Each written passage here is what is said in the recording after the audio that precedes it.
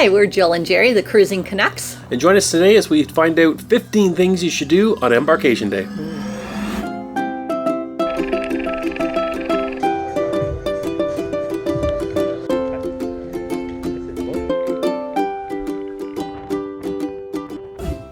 For those of you that are new to our channel, we have been cruising for around 20 years now with 45 cruises under our belt. Yes, we've cruised on various cruise lines from Royal Caribbean to Carnival to Holland America to Marella, Norwegian. We've been on most of the major cruise lines, and one thing that we've noticed is you can really tell a new cruiser from a veteran cruiser based on what they do on that very first day when they get on a ship. So the number one tip is get to the cruise port early. Embarkation day is considered the first day of the cruise. So you don't want to get there half an hour before sail away because you've missed most of that first day of the cruise. Get there early and be one of the first ones on so you can enjoy all the things that the ship has to offer. A lot of cruise lines tell you, or they give you an assigned time to show up at the port. We're usually showing up before that assigned time. Now, in saying that, we often call the cruise lines and say, we've got a later check-in time. Is there any way we can get something earlier? Because we've got an early flight, we have to be at our hotel room, all that type of stuff. And a lot of cruise lines are saying, just show up whenever you're ready to show up, and we'll find a way to make it work. So they're very accommodating to people that show up early. So we always want to show up early and get the most out of that very first day on the cruise. I don't think we're going in yet, but we're here really early. What time is it? It is 9:25. 9:25? Probably our earliest ever at a port. Yeah.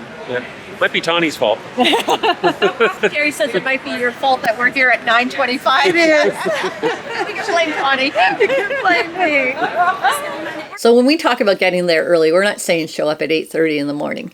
But if your time for your embarkation time says 12 o'clock, for instance, then it's okay to show up at 10:30 and get through the check-in process and go through all of that stuff. Drop your luggage off, everything that needs to be done before getting on board. Yeah, we have never arrived at a cruise port and been the first ones there. And we usually get there somewhere between 10 and 11 o'clock in the morning. There's always people there before us, and I'm sure it's people that have come in on early flights and people that are just like us, excited to get on the cruise for the first day and make the most of that first day. All right, so tip number 2 is to check as much luggage as you can.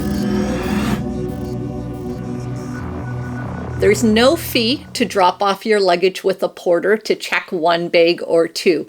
And you want to be able to have your hands free and not be lugging luggage throughout the cruise terminal and onto the ship. So let the porters take care of as much luggage as you can. We often will drop off all of our big suitcases, and we do now carry on one carry-on bag just because it has our vlogging equipment with us. But other than that, just check your luggage so that you can get on board and start enjoying your vacation. Yeah, so when you're dropping off those bags with the porters, then it's always nice to tip them. We usually have a rule of at least $1 per bag, maybe a little bit more nowadays. Yes. But and one thing to notice too is that they don't like big heavy bags, but they're a little more flexible than the airports are. So there's been times where we've had extra stuff that we just put into a checked bag that we've had from the airport that might have been 49 or 50 pounds, and it might be a couple of pounds more. Right. But they're a lot more lenient. I don't think I've ever seen them turn people away because their luggage was too heavy. No, but you want to try to keep it within reason, right? So around that 50-pound mark is a good benchmark, but a little bit more, they're not going to turn you away or charge you like you would on an airline. Yes, so check as much luggage as you can, but there's some things that we think you should keep with you, and stay tuned for a few more tips, so we're going to talk about that too. Tip number 3 is order that first drink. You're on vacation, splurge, go get that first drink. Some of you might already have the drink package. Of course, you need to test out the drink package and make sure it's working with that first drink. But yeah, we always like to go to somewhere, preferably if we can find a bar that is overlooking the top of the ship. We go there, we order a margarita, and we just take it all in and say, guess what? We're on vacation now, and we make use of having that first drink. It's true. It really makes a difference. The first quite a few cruises that we went on, we never did that. But we waited until we were in the dining room maybe that evening to have our first drink or cocktail or whatever. And we were just so busy trying to be efficient on the first day. But if you just stop after you get on that ship, sit down, enjoy your view, and just relax for a few minutes before you have to do all the hustle and bustle of embarkation stuff. First cocktail aboard the Rotterdam. Cheers. Cheers. Stuff. Just sit down and enjoy your first day. And also notice if there is staff carrying around drinks. We have been on some cruises that are special event type of cruises where those drinks are actually complimentary when you get on the ship. So if you don't have the drink package and someone's walking around with a tray full of drinks, specifically champagne a lot of times, don't be afraid to ask and say, hey, is that complimentary? And a lot of times it is. But oh, sorry. I was just going to say, make sure you do ask, though, because there is some ships where they just have a drink of the day and they try to give it to you, and then all of a sudden you realize you've been charged and you may not have wanted to purchase it. So definitely ask, and it's okay to ask. But yeah, test out the drink package, make sure it's working, and enjoy the first drink of the day. So tip number 4 is probably one of my favorite tips, which is check and see if there is lunchtime service in one of the main dining rooms that's included in your voyage. So a lot of cruise lines do offer this, but they don't readily announce it. They try to shuffle you all to the buffet for your first meal when you get on board. And the buffet can be crowded, to say the least, on embarkation day. It's a very popular spot and most people just go there. But a lot of cruise lines do offer a sit-down lunch in the main dining room. So depending on what ship you are on, check that out and ask if there is, or check the daily program or your app, and it will be listed there if they do provide it. Yeah, my experience is when you can find those lunch main dining room events when you're getting on a ship, that the service is top notch because they are there, they want to impress you, it's your first day, they're excited to be meeting you and see the passengers that'll be with them for the next little while, and they also want to make a great first impression, and always find that the food is wonderful, the service is wonderful, and it's a great way to start your cruise. Mm-hmm. Spoil yourself a bit. Mm-hmm. So tip number 5 is, in your carry-ons, bring a swimsuit.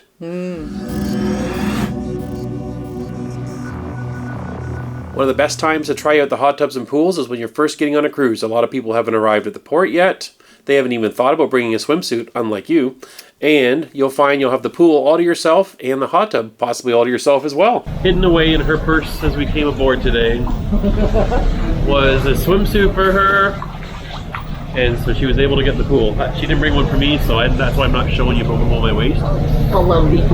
Obviously have a nice large travel purse. Thank you for supplying me in those. You know who you are. For sure. It's one of the things that we love to do is we get on board and we'll have lunch and then we'll go get changed into a swimsuit and enjoy vacation right away. In fact, you can combine a couple of our tips. You can enjoy that first drink in the pool. That's even better still. For sure.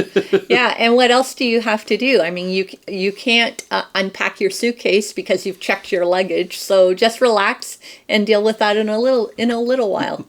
And would be amazed at some of the looks you get from the passengers getting on, because they can walk by and they see you in the pool relaxing with a drink, and they'll be saying, that person knows how to start a vacation. It's true. We've been told that quite a few times. There you go. So when you see those people in the pool when you first get on a ship, those are those veteran cruisers that know how to use this tip. Mm-hmm. Tip number 6 is drop stuff off in your cabin. So when you get on board, your cabin may or may not be ready, and they'll let you know that prior to getting on or once you get on. But if it isn't ready, they will often allow you just to go and put your carry-on suitcase in the closet in your cabin and leave it there so that you don't have to drag it around the ship with you. Yeah, and I would be a little cautious about doing that. If you have, say, valuables, like we often carry expensive camera gear, for example, like we may still carry some stuff with our person as we're going around the ship, but if there's stuff that we can go and we can drop off and we can leave in the cabin, then we can do that. Just be mindful that a lot of times those cabin doors are still propped open because the crews are still working on cleaning the cabins, so you don't want to get in there and make a mess of the work they're doing or get in the way. We just tuck it in as a corner somewhere. If we can find someone that's working on the rooms, we'll often mention that we're just leaving something in there so they know that it's not something that's left behind by another passenger. That's right. But yeah, we've had quite a few people that have commented as we try to get towards our cabins, and they'll say, oh, the rooms aren't ready, you're not allowed to go in there yet. We've had the experience that yes, as long as you're just dropping something off and you're not going in there to use the room in any way, then usually that's fine. Mm-hmm. Tip number 7. Now this is a true veteran tip right here. Ooh, yes. When you get your key card, you will be able to find out what your assigned dinner table is if you have assigned dining. And so what we often do is we go to the dining room and we explore to find out where that table is, because a lot of times the tables won't be set yet, but they'll have those little table number identifiers that are sitting on the table, and we hunt around, we try to find our table. And there's a reason we do this. There's a few reasons. First off is the first night when you go for dining room, it's very busy because nobody knows where they're going, and you have to wait in quite a long line to get seated at your table so that they can show you where you are. But if you've already gone and done that beforehand, you just have to let the maitre d' know that you know where your table is, and they'll allow you to go and have your sit yourself down, no problem. Yes, another advantage is you might find out that you have been given an incorrect dining seating request. You may have requested 2 people and your table for 8. You may want a more private table that's not in the middle of the room, and you see an opportunity to change it up.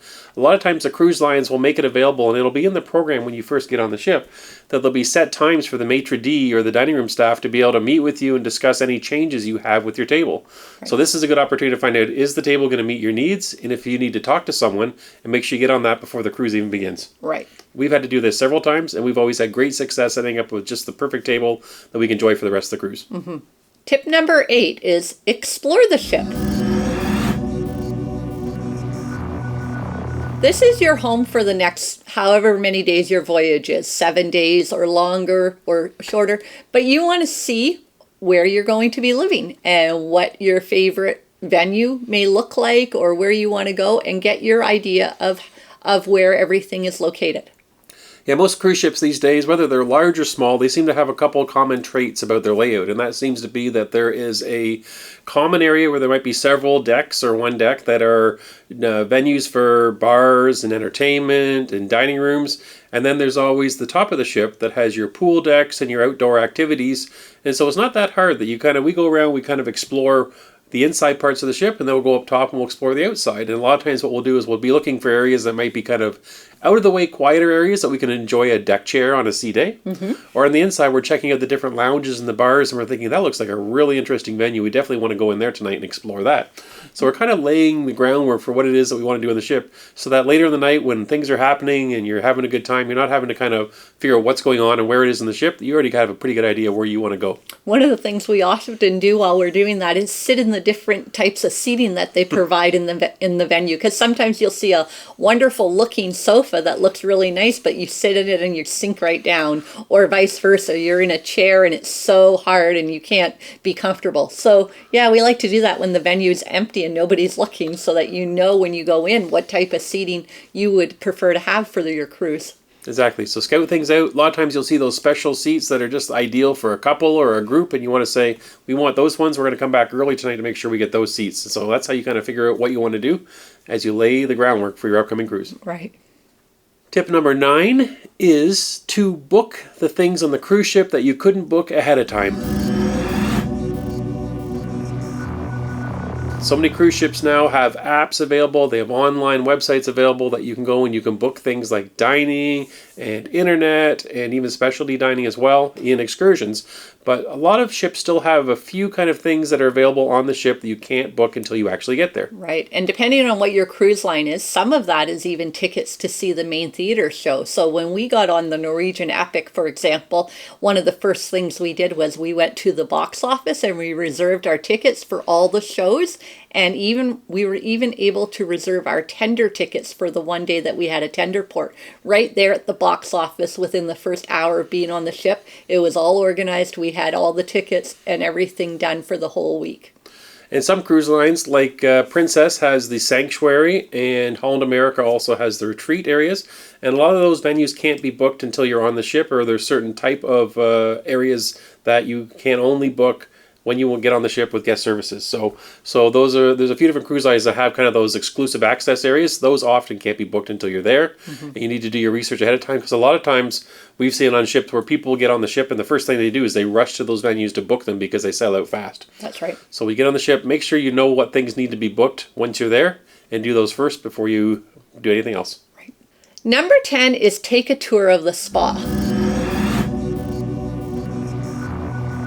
This is a great way to check out what sort of extra options there are available to you. One of the things we like to do is sometimes book a half a day in the thermal suites. And so you can take a look at it and see if it's something that you're interested in without having to book it.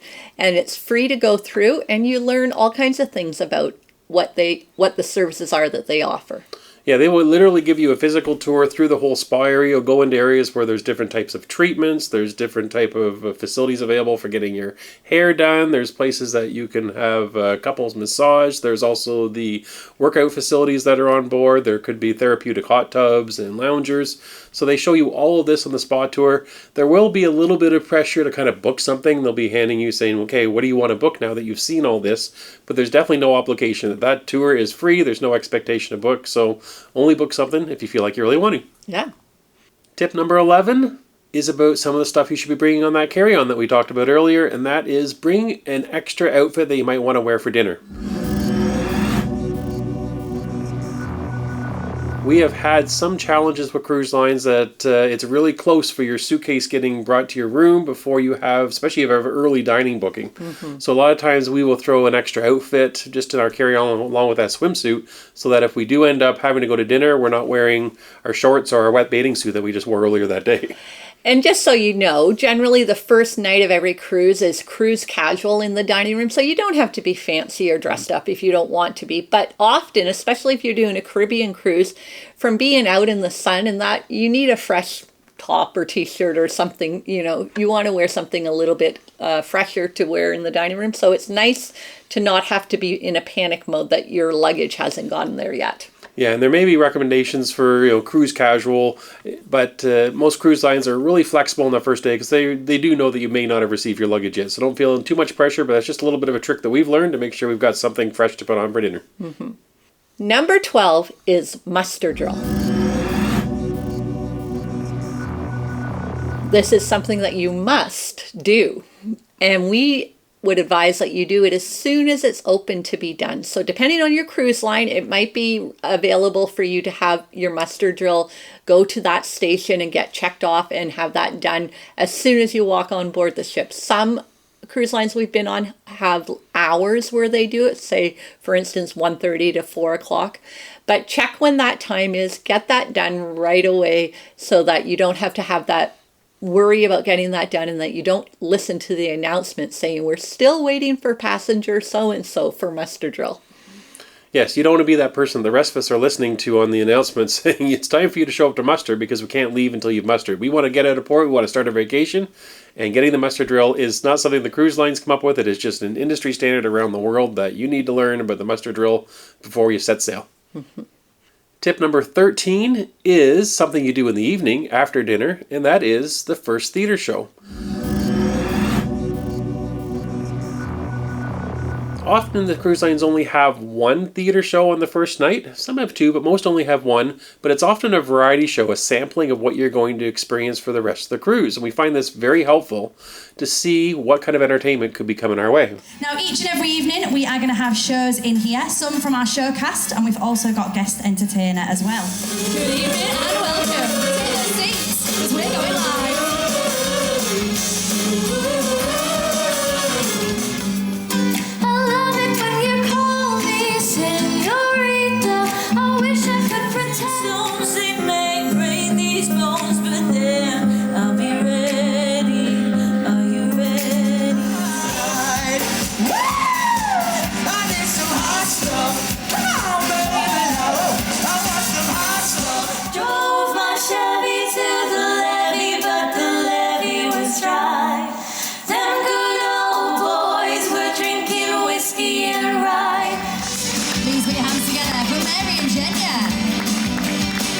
It gives you a little glimpse as to how talented the staff are, but also what type of shows that they are planning on performing in the week. So you can pick and choose the ones that you do want to go to, or the ones that you're like, oh, I don't think that's really for me.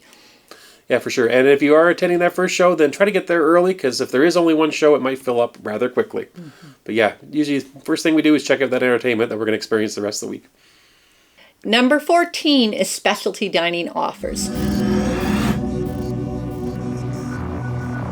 So we have found over the years of cruising that a lot of times the specialty dining restaurants are not booked up the first night of the cruise. That's usually when they have the least pre-reservations made, and so they often will offer a special promotion in order to get people to go on the first night. So Carnival, for instance, will offer a free bottle of wine at their steakhouse on embarkation night.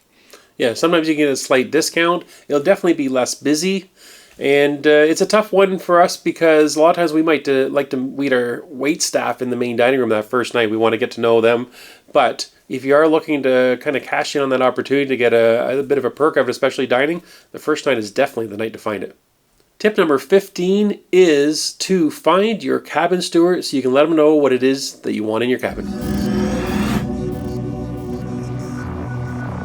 For sure. So you will notice that most cabin stewards will try to find you and introduce themselves to you and see if everything's okay with your cabin. They just want to make sure that you're having a great vacation. So if you need something extra, they're there to help. So for us, for instance, we often ask for extra pillows. We require that for comfort.